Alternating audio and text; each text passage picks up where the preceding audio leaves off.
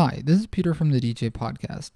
In this video, we'll be looking at how to assign MIDI controls to macros in Native Instruments Maschine. Before you can assign a MIDI control on an external MIDI controller to one of the macro controls for Maschine, you need to first set up your MIDI controller in the software.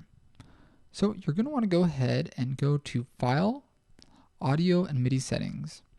Then you're going to go to the MIDI tab, and finally you want to make sure you're on the Inputs tab. Underneath the device name column, you'll see all of the MIDI inputs that you have available.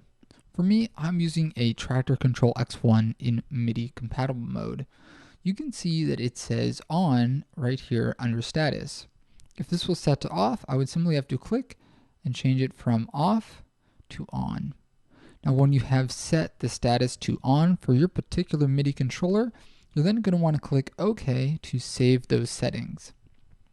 So now that we have our MIDI controller set up with Maschine, we need to go ahead and assign a control to a macro. So I'm going to go ahead and I'm going to right click on this particular control. I'm going to go assign a macro control, macro 1. Then I'm going to go to the macro section of the group.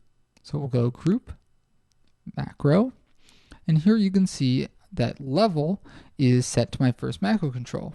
So now that we have a macro set up, it's time to map that to a control on our Control X1. You're going to go ahead and right click on the particular control. Here you're given two options. The first thing that you can do is use the MIDI learn function, which allows you to simply move a control on your MIDI controller to automatically assign it a command. If for some reason that doesn't work for you, you can go ahead and go through and manually assign it if you know what MIDI command relates to each knob on your controller. But the easiest way is just to use MIDI learn. So we're going to go ahead and press enter MIDI learn. And you can see there's a little white dot that's blinking, and that means that it is ready to receive a MIDI command. So I'm going to move a control on my MIDI controller, and you can see that I now have full range control over this level adjustment macro. Now it's great that I have this set up, but what if I want to remove the MIDI control? Well, I just have to go and right click again on the particular macro. Then I can go down here and click remove MIDI CC. You'll see that the dot goes away, and if I move the knob, nothing happens.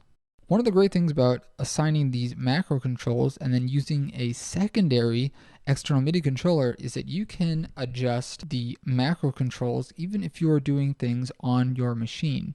So you can be adding in a baseline while adjusting one of the macro controls on a second controller all at the same time. So that is how you can assign MIDI controls on an external MIDI controller to the group macro controls inside of Native Instruments Maschine. If you'd like to see more video tutorials on Native Instruments Maschine, visit our YouTube page at youtube.com/thedjpodcast. And don't forget that you can download all of our video tutorials in HD quality at thedjpodcast.com. Thanks for watching.